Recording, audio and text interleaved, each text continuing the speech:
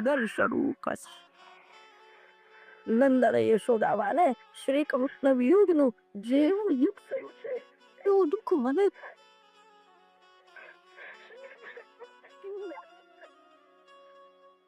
એવું દુઃખ મને થા. આપણને શ્રી કૃષ્ણનો વિયોગ થયો. ભક્તિ કરવી એ સહેલું નથી. પરમાત્માના વિયોગનું જેને દુઃખ થાય, જેને સંસાર નીરસ લાગે છે, જેને સંસારનું બધું સુખ તુચ્છ લાગે છે, એ ભગવાનના પાછળ પડે. જેને સંસાર સરસ લાગે છે, જેને સંસારમાં વિષયો મીઠા લાગે છે, એ ભગવાનની ભક્તિ કરે છે. મૂળનો પ્રેમ સર્વથી શ્રેષ્ઠ છે. શ્રી કૃષ્ણ પ્રેમના જીવ. આપણા માટે વેદની લીલા અતિ ઉપયોગી અનુકરણીય. શ્રી કૃષ્ણ વિયોગમાં વ્રજવાસીઓ જેવા વ્યાકુળ થયા, એવું જ્યારે જીવને દુઃખ થાય અને જ્યારે તે જીવ બરાબર ભગવાનની ભક્તિ કરે, વ્રજવાસીઓ સતત મારું ધ્યાન કરે તો મારા સ્વરૂપને પ્રાપ્ત થશે. સંયોગમાં જીવને દોષ દેખાય અને વિયોગમાં ગુણ યાદ આવે.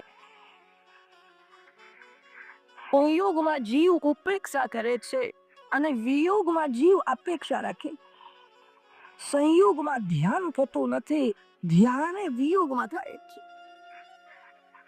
અને તેથી પ્રભુએ જાણીને આ લીલા કરી. વિયોગ એટલા માટે આપ્યો છે, આ વધારે મારું ધ્યાન કરશે, આખો દિવસ મારું ચિંતન કરશે, મારા સ્વરૂપને જલ્દી પ્રાપ્ત થશે. શ્રી કૃષ્ણ બલરામ મથુરામાં વિરાજેલા. પછી તો વસુદેવજીએ જનોઈ આપી છે. શ્રી કૃષ્ણ બલરામને ગાયત્રી મંત્રની દીક્ષા આપી. શ્રી કૃષ્ણ બલરામ બ્રહ્મચારી થયા. શ્રી કૃષ્ણ બલરામ ઉજ્જૈની ક્ષેત્રમાં સાંદીપની ઋષિના આશ્રમમાં ભણવા માટે આવ્યા. શ્રી કૃષ્ણ પરમાત્મા છે. પરમાત્મા જગતમાં જયારે આવે છે ત્યારે ભગવાન જગતને બોધ આપે છે, મને સદગુરુદેવની જરૂર પડે. સદગુરુદેવની કૃપાથી જ બગડેલું મન શુદ્ધ થાય. સદગુરુદેવ કૃપા કરે છે ત્યારે જ જ્ઞાનમાં સ્થિરતા આવે છે, સમજણ બધાને જ. આ જગતમાં મૂર્ખ કોઈ નથી, બધા જ્ઞાની છે. સમજણ તો છે, સમજણમાં સ્થિરતા નથી. સદગુરુદેવ જયારે કૃપા કરે છે ત્યારે જ્ઞાનમાં સ્થિરતા આવે. કોઈ પણ સંતના ચરણ પકડી રાખજો. બહુ સ્વતંત્ર થઈને ફરશો નહીં, તમારા બુદ્ધિમાં વિશ્વાસ રાખશો નહીં. સદગુરુદેવની બહુ જરૂર છે. આજકાલ તો ઘણા લોકો આરામ ખુરચીમાં પડ્યા પડ્યા ઉપનિષદ વાંચે છે અને બ્રહ્મ જ્ઞાનની વાતો કરે છે.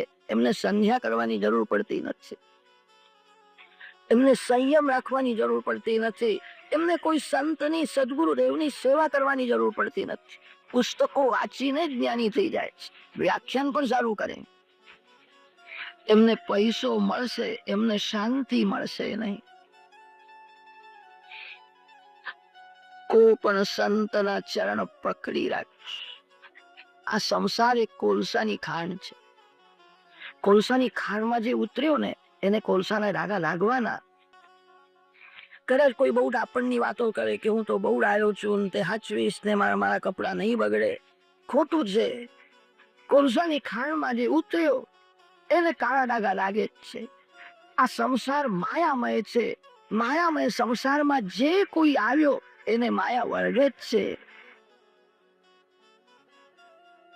થઈને પવિત્ર જીવન ગાળો. સદગુરુદેવની આજ્ઞા અનુસાર સાધન કરો. બહુ સ્વતંત્ર થઈને ફરશો નહીં. શ્રી કૃષ્ણ પરમાત્મા છે. પ્રભુએ જગતને બોધ આપ્યો છે કે પરમાત્મા જગતમાં આવે છે ત્યારે પરમાત્માને પણ સદગુરુદેવની જરૂર પડે છે. શ્રી કૃષ્ણ ભગવાન બલરામજી સાથે ઉજ્જૈની ક્ષેત્રમાં સાંદીપની ઋષિના આશ્રમમાં કોઈ વખત તમે ઉજ્જૈનીમાં જાઓ ને તો સાંદીપની ઋષિના આશ્રમમાં દર્શન કરો. થોડા દિવસો પહેલા ઉજ્જૈનનો મોટો કુંભ મેળો થયો હતો. લાખો સાધુઓ મહાત્માઓ ઉજ્જૈનીમાં આવ્યા હતા. સાંદીપની ઋષિનો આશ્રમ છે. ત્યાં શ્રી કૃષ્ણ બલરામ વિરાજેલા છે. શ્રી મહાપ્રભુજીએ ત્યાં બેસીને ભાગવતનો પાઠ કર્યો છે. શ્રી મહાપ્રભુજીની ત્યાં બેઠક છે. સાંદીપની ઋષિના આશ્રમમાં છે. ક્ષિપ્રા નદીના કિનારે સાંદીપની ઋષિનો આશ્રમ. શ્રી કૃષ્ણ બલરામ ત્યાં રહ્યા છે અને ગુરુદેવની સેવા કરીને વિદ્યા ભણે. શ્રી કૃષ્ણ ગુરુકુળમાં પૈસો કમાવવાની જ વિદ્યા ભણ્યા નથી, અધ્યાત્મ વિદ્યા ભણ્યા. આજકાલ સ્કૂલમાં કોલેજોમાં પૈસો કમાવવાની જ વિદ્યા ભણાવે, અધ્યાત્મ વિદ્યા ભણાવતા નથી. પૈસો કમાવવાની વિદ્યા તો વેશ્યાને પણ આવડે. વેશ્યા બહુ પૈસા કમાવે. વિદ્યા તેને કે છે જે જન્મ અને મરણના ત્રાસમાંથી છોડાવે, એ જ વિદ્યા છે. વિદ્યા તેને કે છે કે જે પરમાત્માના દર્શન કરાવે. વિદ્યા તેને કે છે જે વિવેકને જાગૃત કરે. શ્રી કૃષ્ણ ગુરુકુળમાં અધ્યાત્મ વિદ્યા ભણ્યા. પરમાત્મા કેવા છે, આ જગત શું છે, આ જીવનું સ્વરૂપ કેવું છે. વિદ્યાર્થી જીવનમાં વિદ્યાર્થીને પૈસો કમાવવાની વિદ્યા જેમ ભણાવે તેમ સાથે સાથે ધર્મનું શિક્ષણ આપે, અધ્યાત્મ વિદ્યા ભણાવે. તો વિદ્યાર્થી સુખી થશે, એ કુટુંબને સુખી કરશે, એ દેશની સેવા કરશે. અધ્યાત્મ વિદ્યાનો ઉપદેશ ન કર્યો હોય વિદ્યાર્થી દુઃખી થશે. કેટલાક વિદ્યાર્થી તો એવા થયા છે કે માસ્તર સાથે પણ ઝઘડો કરે. એમને ભણાવનારમાં કઈ ગુરુ ભાવ થતો જ નથી. ધર્મનું શિક્ષણ આપે ને તો એ માસ્તર સાથે ગુરુ સાથે ઝઘડો નહીં કરે. ધર્મનું શિક્ષણ, અધ્યાત્મ વિદ્યાનું શિક્ષણ આપવાની બહુ જરૂર છે.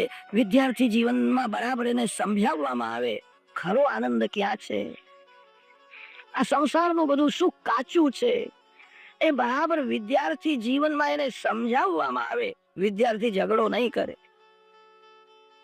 બધાને મજા કરવાની ઈચ્છા હોય, ગમે તે રીતે પૈસો ભેગો કરીને મજા કરીશ, પણ ખરી મજા ક્યાં છે, ખરો આનંદ ક્યાં છે, એનો કોઈ વિચાર જ કરતા નથી. આજકાલના લોકો જેને મજા કે છે ને, એવી મજા તો પશુઓ પણ કરે છે, પક્ષીઓ એવી મજા કરે છે. ખરો આનંદ ક્યાં છે એ બરાબર વિદ્યાર્થીને સમજાવવામાં આવે. સંસારનું બધું સુખ ખોટું છે એવું એના મનમાં ઠસાવવામાં આવે તો વિદ્યાર્થી સુખી થશે. એ કુટુંબની સેવા કરશે, એ સમાજની સેવા કરશે, એ દેશની સેવા કરશે.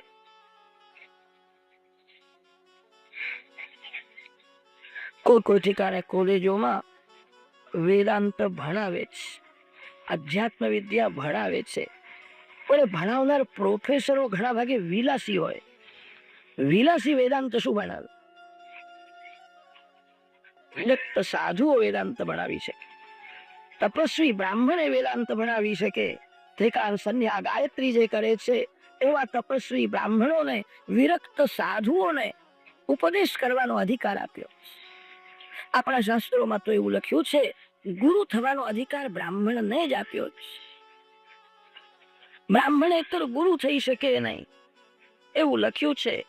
ભેંસ ભલે અધમણ દૂધ આપે પણ ભેંસને કોઈ ચાંદલો કરતા નથી. ગાય માતા પાશેર દૂધ આપે પણ ચાંદલો ગાયને જ થાય. પૂજા ગાયની થાય છે. રસ્તામાં અધમણ દૂધ આપનાર ભેંસ મળે તો કઈ શુકન મનાય નહીં, પણ પાશેર દૂધ આપનાર ગાય દેખાય તો શુકન મનાય. તપસ્વી બ્રાહ્મણ, ભજન આનંદી, સાધુ, સંતો એ જ ગુરુ થઈ શકે, એ જ અધ્યાત્મ વિદ્યા ભણાવી શકે છે. અન્ય કોઈને અધિકાર નથી. સાંદીપની ઋષિ મહાન તપસ્વી છે, અધ્યાત્મ વિદ્યાનો ઉપદેશ કર્યો છે. શ્રી કૃષ્ણ ગુરુકુળમાં જયારે ભણવા માટે રહ્યા છે ત્યારે ઘણા વિદ્યાર્થીઓ ત્યાં ભણવા માટે આવેલા, પણ શ્રી કૃષ્ણના એક જ મિત્રનું નામ ભાગવતમાં આપે.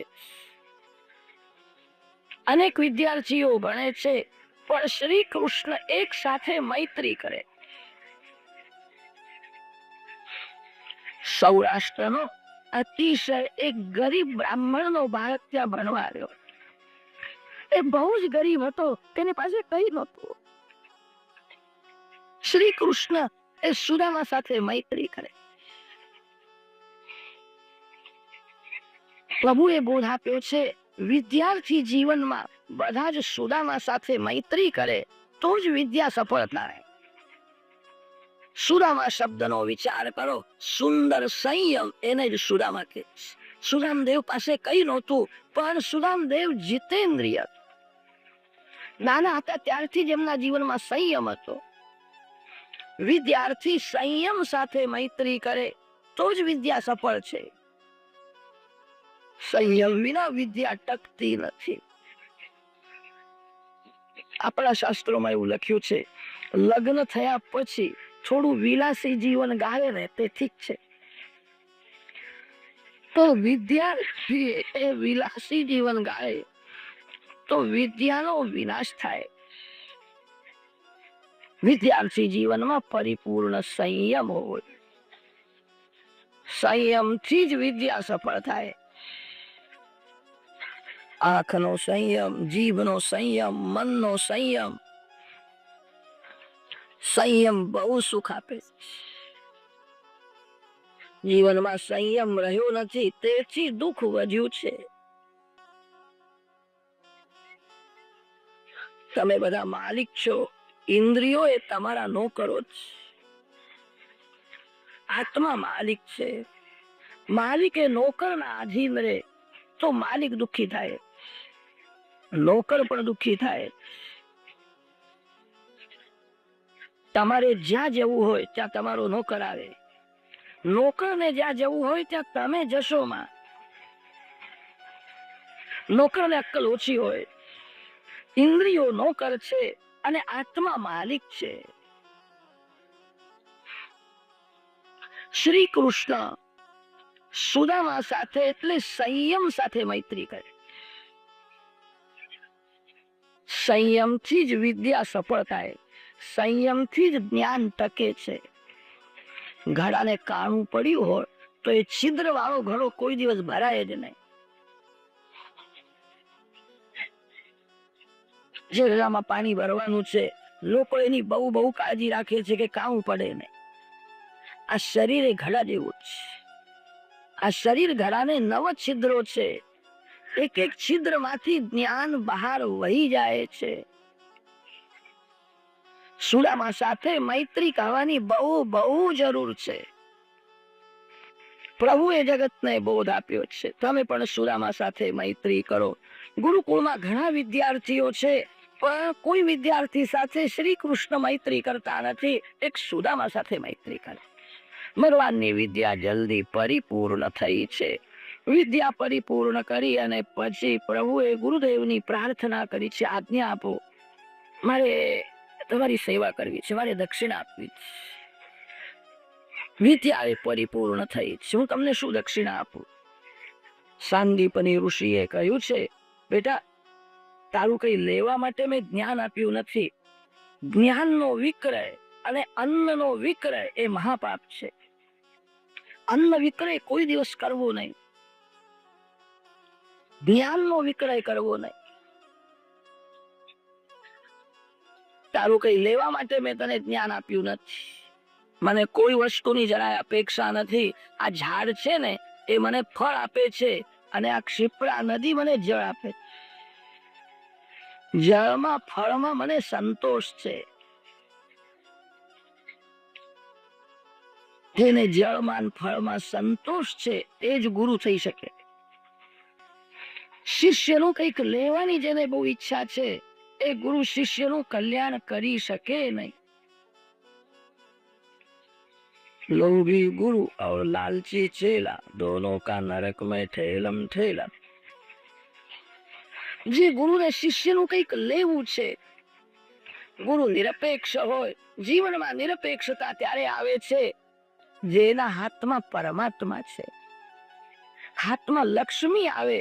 તેથી આ જીવ નિરપેક્ષ થઈ શકતો નથી.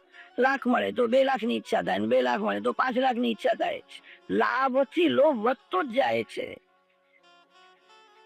લક્ષ્મી હાથમાં આવે તેથી જીવ નિરપેક્ષ થતો નથી. લક્ષ્મી પતિ જ્યારે હાથમાં આવે ત્યારે આ જીવ નિરપેક્ષ બને છે. ગુરુ નિરપેક્ષ, મારે તારું કઈ લેવું નથી, તારું લેવા માટે મેં તને વિદ્યા આપી નથી. પ્રભુએ બહુ આગ્રહ કર્યો છે કે આપને કઈ ઈચ્છા નથી, પણ આપે જે અમને બોધ આપ્યો છે એના જેવું તો આ જગતમાં કઈ નથી. જ્ઞાન દાન એ સર્વથી શ્રેષ્ઠ દાન છે. તમે ગરીબને અન્નદાન કરો ને, એને પ્રેમથી જમાડો, એને 24 કલાક તૃપ્તિ રહેશે. 24 કલાક પછી એને બહુ ભૂખ લાગશે.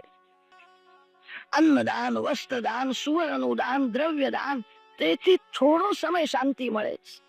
આપે તો અમને સાચું સુખ ક્યાં છે એ બરાબર સમજાવ્યું. આપે અમને અમારો સ્વભાવ સુધાર્યો છે. આપે અમને પરમાત્માના સ્વરૂપનું જ્ઞાન કરાવ્યું છે. આપે જે બોધ આપ્યો છે એના જેવું આ જગતમાં કઈ નથી. તમને હું શું આપવાનો હતો? આપે જે અમને વિદ્યા આપી છે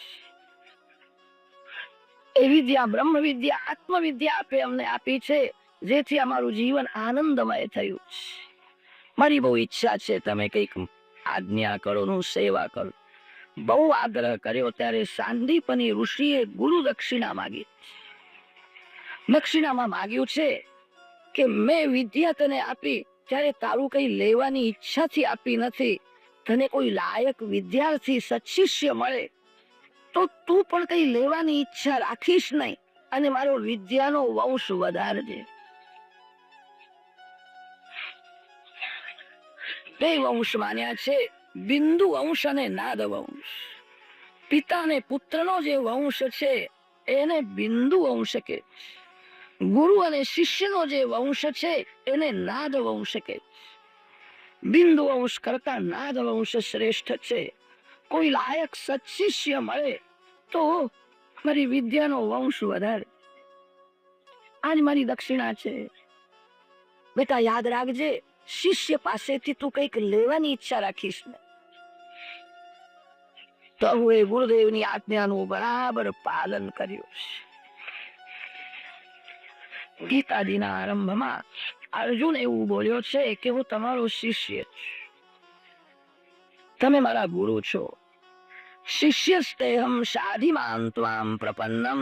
અર્જુન બહુ મૂંઝાયો છે, હવે હું શું કરું?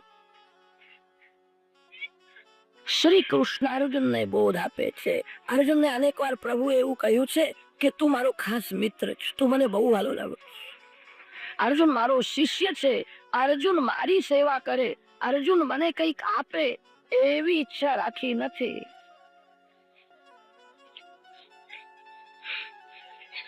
જે ગુરુને શિષ્યનું કંઈક લેવાની ઈચ્છા છે એ ગુરુ શિષ્યનું બરાબર કલ્યાણ કરી શકે નહીં.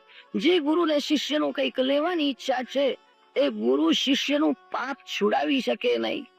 એ ગુરુ શિષ્યને ઠપકો આપી શકે નહીં. જેને કંઈક લેવું છે, જે નિરપેક્ષ છે એને ઠપકો આપી શકે. અર્જુન શ્રી કૃષ્ણને ગુરુ માને છે, પણ પ્રભુએ અર્જુનને કહ્યું છે તું મારો ખાસ મિત્ર છો, તું મને બહુ સારો લાગે. અર્જુનની સેવા લીધી નથી, અર્જુનની સેવા કરીને અર્જુનને જ્ઞાન આપ્યું. જગતમાં જેટલા ગુરુ થયા છે એ બધા જ ઘણા ભાગે શિષ્યનું કંઈક લઈને શિષ્યને જ્ઞાન આપે છે. એક પરમાત્મા શ્રી કૃષ્ણ એવા છે, અર્જુનનું કઈ લીધું નથી. અર્જુનની સેવા કરીને એને જ્ઞાન આપ્યું. અર્જુનનો રથ ચલાવે છે. અરે અર્જુનની તો સેવા કરી તે શું આશ્ચર્ય છે. અર્જુનના ઘોડાઓની સેવા કરતા એમને સંકોચ થયો નહીં.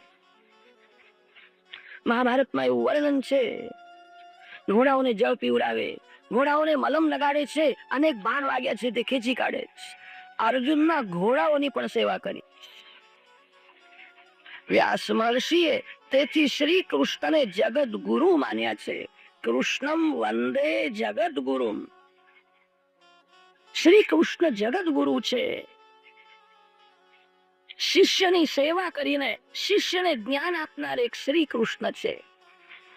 અર્જુન શ્રી કૃષ્ણને ગુરુ માને છે, પણ શ્રી કૃષ્ણ અર્જુનને મિત્ર માને. તું મારો મિત્ર છો, તું મને બહુ વાલો લાગુ. થોડો વિચાર કરો.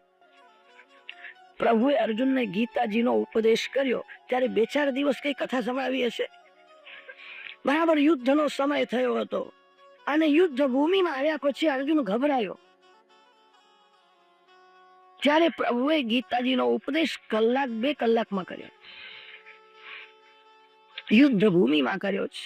કુરુક્ષેત્રમાં આજે પણ એ જગ્યા બતાવે છે જ્યાં ગીતાજીનો ઉપદેશ કર્યો. ત્યાં ભગવાન શ્રી કૃષ્ણનું સ્વરૂપ પધરાવ્યું. અતિ દિવ્ય ભૂમિ છે. ગીતાજીનો જ્યાં ઉપદેશ કર્યો છે, મોટા મોટા જ્ઞાની પુરુષો આખું જીવન ગીતા શાસ્ત્રનું મનન કરે છે, પણ ગીતાજીના તત્વજ્ઞાનનો અંત આવતો નથી.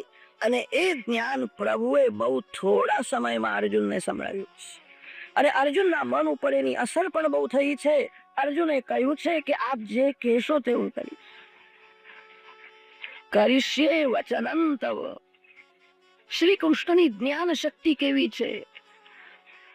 શ્રી કૃષ્ણનું જ્ઞાન ક્રિયાત્મક છે. જેનું જ્ઞાન ક્રિયાત્મક છે તેના ઉપદેશની અસર થાય છે.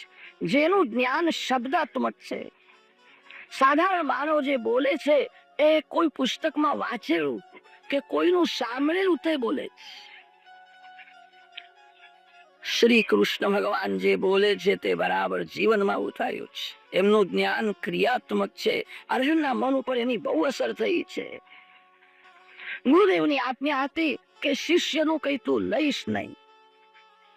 શિષ્યનું કઈક લીધા વિના તું મારા જ્ઞાનનો વિદ્યાનો વંશ વધારજે. આજ મારી દક્ષિણા છે. પ્રભુએ ગુરુદેવની આજ્ઞાનું બરાબર પાલન કર્યું. ભગવાનને દક્ષિણા આપવાની બહુ ઈચ્છા હતી. તે ભગવાન અંદર ગયા છે ને માતાજીને વંદન કરીને કહ્યું કે માં, મારી બહુ ઈચ્છા છે, મને કઈ આજ્ઞા આપતા નથી, મારી સેવા કરવી. માતાજી જાણે છે કે આ વિદ્યાર્થી કોઈ સાધારણ નથી. તે કહ્યું કે અમે એકવાર પ્રભાસની યાત્રા કરવા માટે ગયા હતા અને તે યાત્રામાં મારો દીકરો સમુદ્રમાં ત્યાં ડૂબીને મરી ગયો. તમારાથી થઈ શકે એવું હોય તો તે સમુદ્રમાં ડૂબી ગયેલો મારો દીકરો તમે લઈ આવો.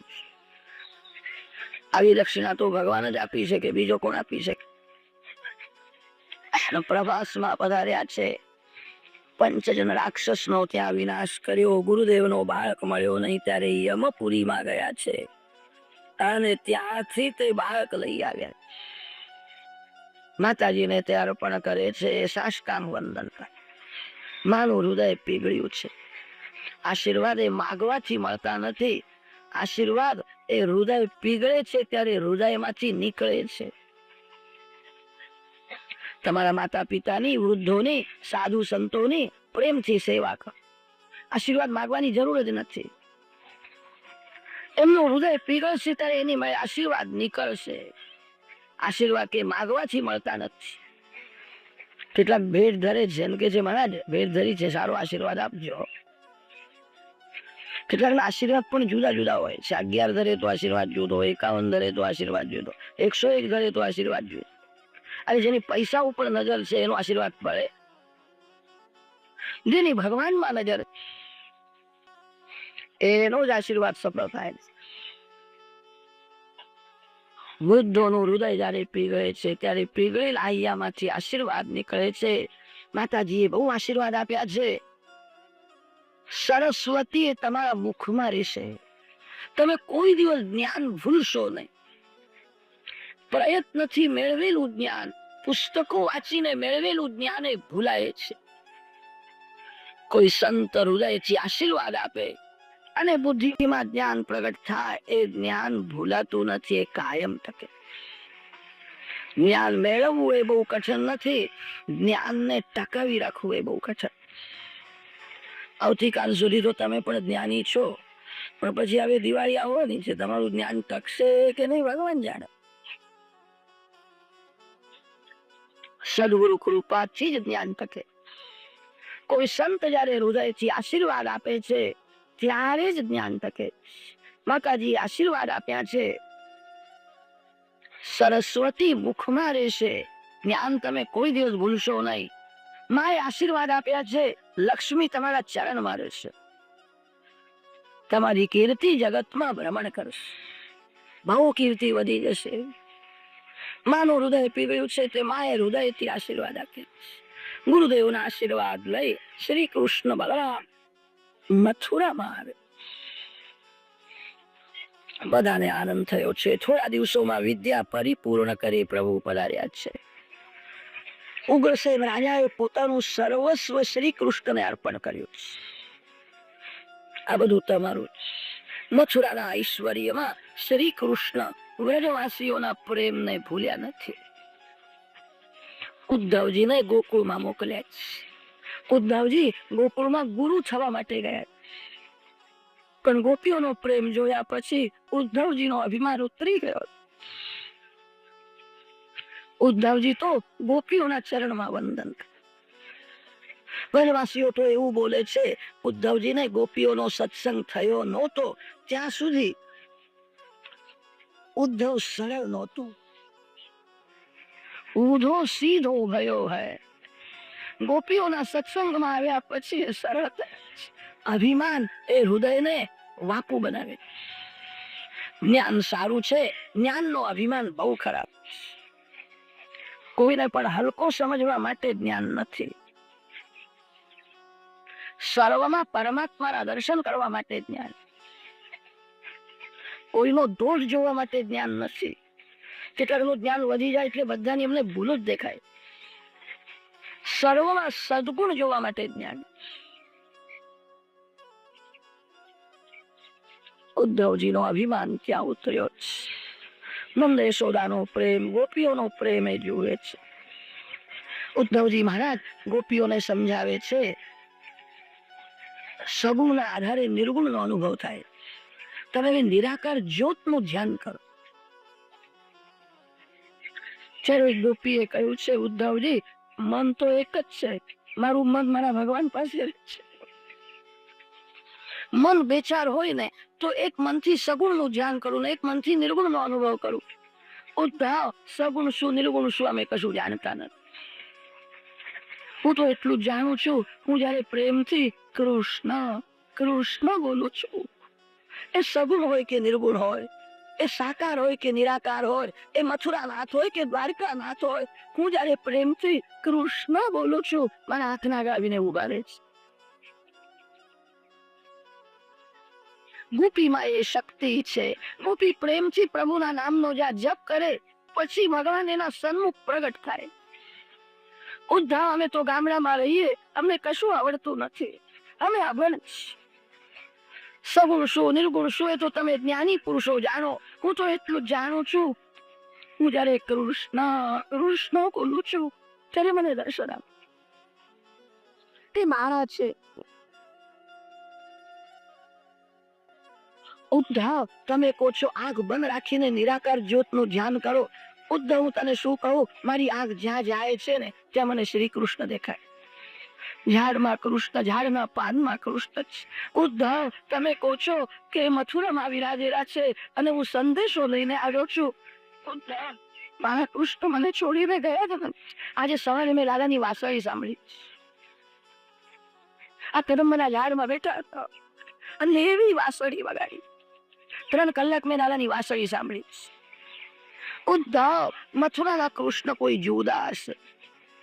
ગોપીના કૃષ્ણ તો ગોપીને છોડીને જાય જ નહીં. મારા વિના એમને ગમતું નથી, એમના વિના હું રહી શકતી નથી. ભક્તો વિના ભગવાનને પણ ગમતું નથી. જેને સંસારનું સુખ મીઠું લાગે છે એવા જીવ સાથે ઈશ્વરને ફાવતું નથી. ભગવાન નિષ્કામ છે અને ભક્તો નિર્વિકાર હોય છે. ભગવાન કહે છે ભક્તો વિના મને ગમતું નથી, ભક્તો ભગવાન વિના રહી શકતા નથી. ગોપીઓના સત્સંગમાં આવ્યા છે. શ્રી રાધાજીના દર્શન થયા. શ્રી કૃષ્ણ પ્રેમની મૂર્તિ એ રાધા. રાધાજીને વંદન કરે છે અને માગ્યું છે મને શ્રી કૃષ્ણ પ્રેમ આપ.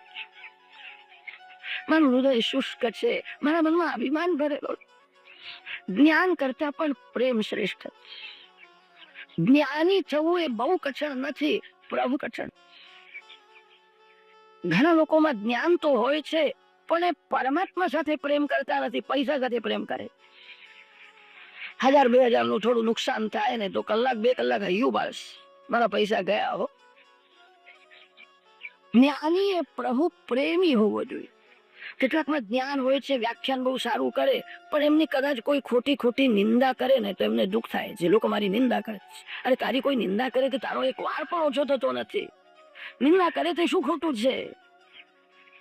નિંદાની અસર જેના મન ઉપર થાય એનું જ્ઞાન કાચું છે, તેને પચાવ્યું નથી.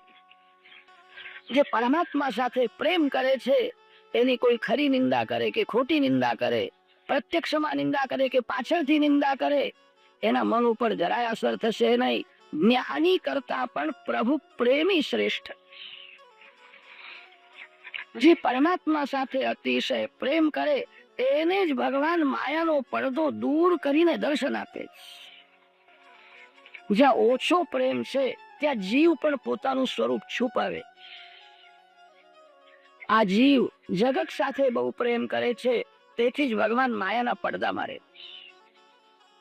જે જીવ પરમાત્મા સાથે અતિશય પ્રેમ કરે, જ્યારે ભગવાન માયાનો પડદો દૂર કરીને પ્રગટ થાય.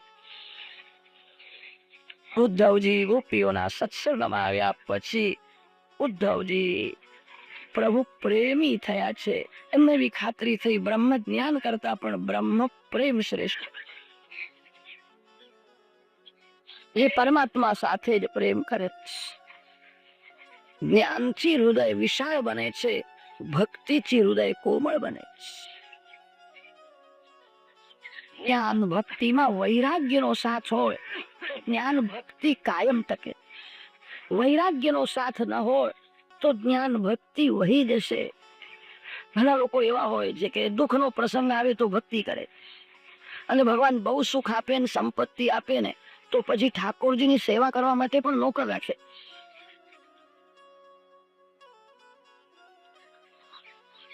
દુઃખમાં બધા ભક્તિ કરે છે, સુખમાં ભક્તિ કરનાર બહુ ઓછા છે. જ્ઞાન અને ભક્તિ વૈરાગ્યથી દૃઢ થાય. ઉદ્ધવજી મહારાજ 2 મહિના ગોકુળમાં રહ્યા છે. ગોપીઓના સત્સંગમાં ઉદ્ધવજીને ભક્તિનો રંગ લાગ્યો. ઉદ્ધવ આગમનનો થોડો ભાવાર્થ સંભળાવ્યો. આજે આવડે રૂકમણી સ્વયંવર કરવાનું. દક્ષિણના મહાન સંત શ્રી એકનાથ મહારાજને આ ઉદ્ધવાગમનનો અધ્યાય એનો પાઠ કરતા કરતા સમાધિ લાગ્યા જાય છે. 3 દિવસે સમાધિમાં રહ્યા, પાઠ કરતા કરતા સમાધિ લાગી. ઉદ્ધવજીને ખાતરી થઈ ગોપીઓના સત્સંગમાં આવ્યા પછી એમનો અભિમાન ઉતર્યો છે. ગોપીઓના સત્સંગમાં આવ્યા પછી એમને ભક્તિનો રંગ લાગ્યો.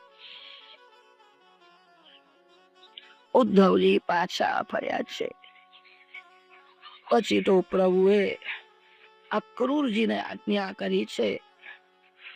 મેં એવું સાંભળ્યું છે કે ધૃતરાષ્ટ્રે પાંડવોને લાક્ષાગૃહમાં બાળવાનો પ્રયત્ન કર્યો. તમે ત્યાં જાઓ અને 2 મહિના ધૃતરાષ્ટ્ર સાથે રહેજો, એની બરાબર પરીક્ષા કરો. એ પાંડવો સાથે પ્રેમ કરે છે કે વેર કરે, અને ખરેખર વેર કરતો હોય તો હું પાંડવ પક્ષમાં રહીને કૌરવોનો વિનાશ કરીશ. અક્રૂરજી હસ્તિનાપુરમાં ધૃતરાષ્ટ્ર સાથે 2 મહિના રહ્યા, અને અક્રૂરજીને ખાતરી થઈ કે આ ડોહાની દાનત બહુ બગડી. પાંડવોનું અડધું રાજ્ય છે એને કઈ આપવાની ઈચ્છા નથી, આ દુષ્ટ છે. અક્રૂરજીએ પછી ઉપદેશ કર્યો છે. ધૃતરાષ્ટ્રને કહ્યું છે જે શરીરને સુખ આપવા માટે માનવ પાપ કરે છે, અંતે એકવાર એ શરીર છોડવું તો પડે જ છે. શરીર ક્યાં સાથે આવે છે? જે શરીરને સુખી કરવા માટે જીવ પાપ કરે, જે કુટુંબના લોકોને સુખી કરવા માટે પાપ કરે છે, મૃત્યુના પંથે જાય છે ત્યારે કોઈ સાથ આપતા નથી. તમે બહુ પૈસા કમાવશો ને તો મજામાં બધા સાથ આપશે, પણ સજામાં કોઈ સાથ આપશે નહીં. સજા એકલાને જ થાય છે. એક પ્રસૂયતે જંતુ એક એવ ચ લીયતે. એકોનુભુંક્તે સુકૃતમ એક એવ ચ દુષ્કૃતમ. તમે આવું પાપ શા માટે કરો? આવું રાજ પાંડવોને આપી દો, પણ ધૃતરાષ્ટ્રે માન્યું નહીં. અક્રૂરજી મથુરામાં આવ્યા છે, ભગવાનને બધી કથા સંભળાવી. મૂર્ખ છે, એ સમજાવવાથી સુધરે એવો નથી. એને બહુ માર પડે ને તો અક્કલ આવશે, નહીં સુધરે એવો મૂર્ખો છે. દશમ સ્કંદનું પૂર્વાર્ધ પૂરું થયું, ઉત્તરાર્ધનો આરંભ કરે છે. અસ્તિ પ્રાપ્તિશ્ચ કંસસ્ય મહિષ્યૌ ભરતર્ષભ મૃતે ભરતનિ દુઃખાર્તે ઈયતુ સ્મ પિતુર્ગૃહા.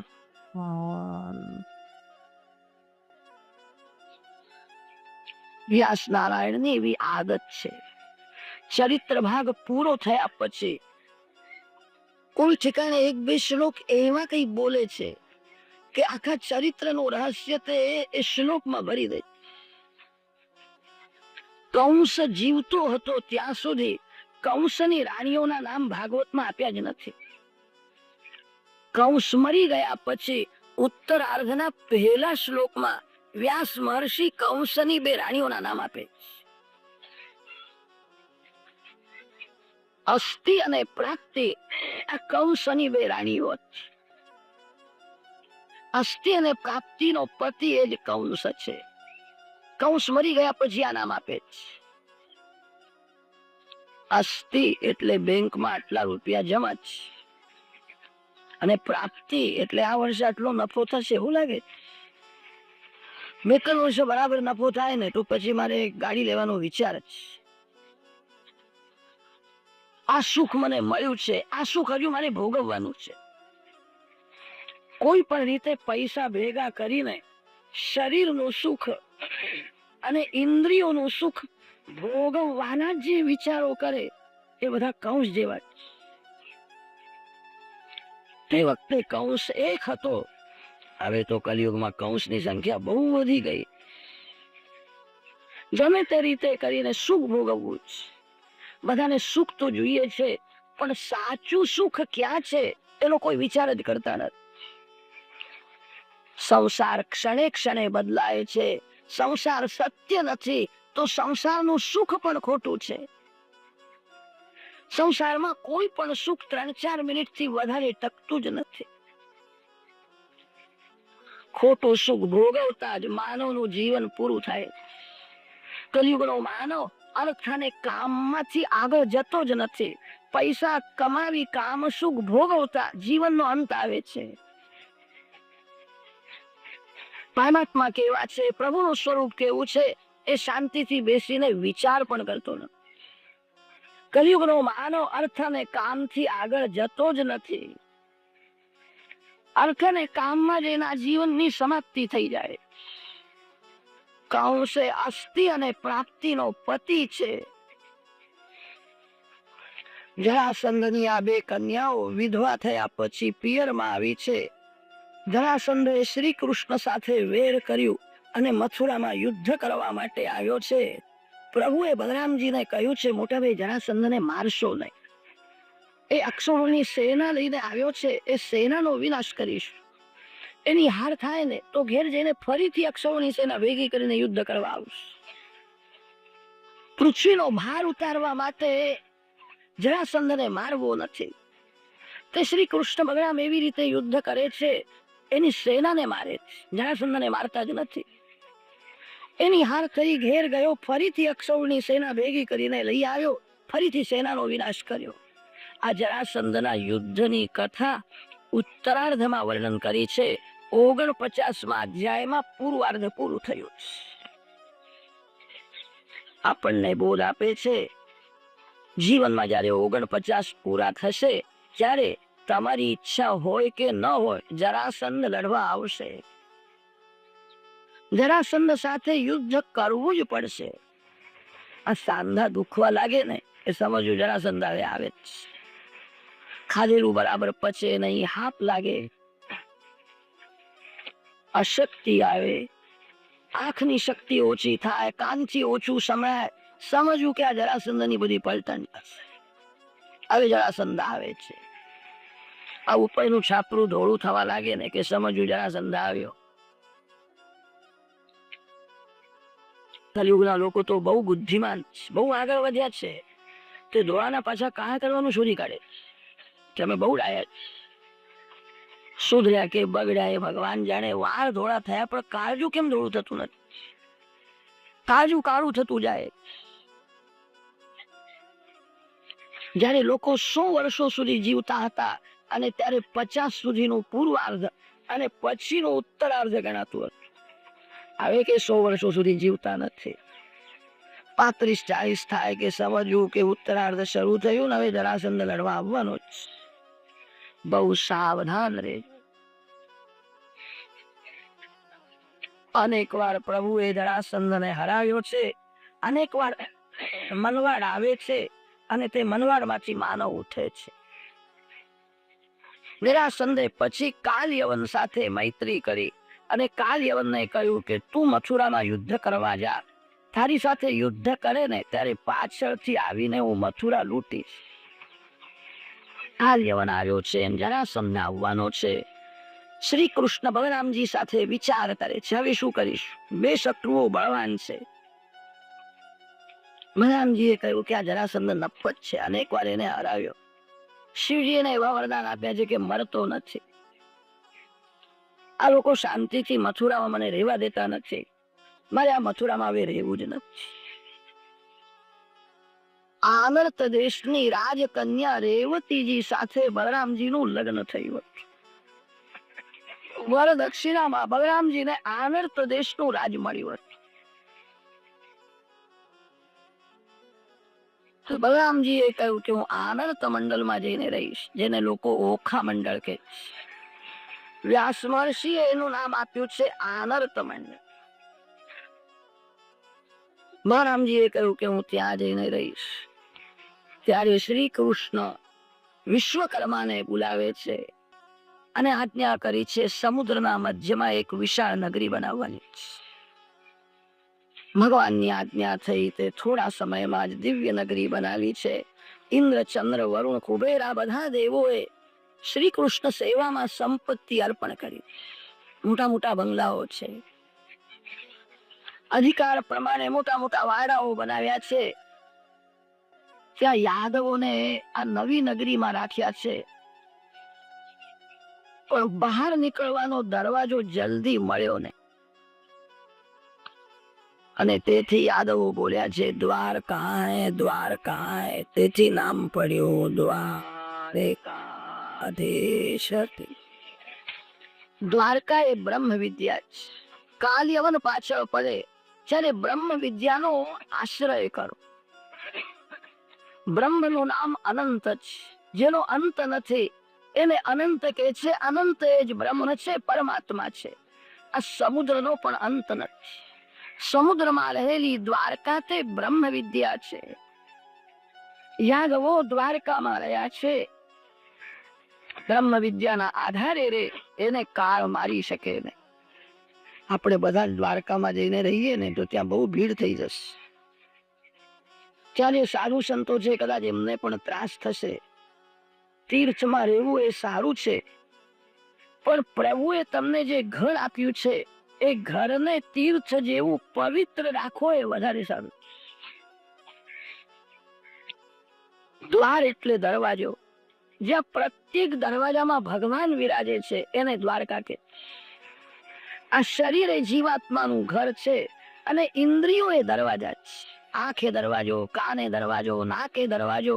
એક એક દરવાજામાંથી જીવ બહાર જાય.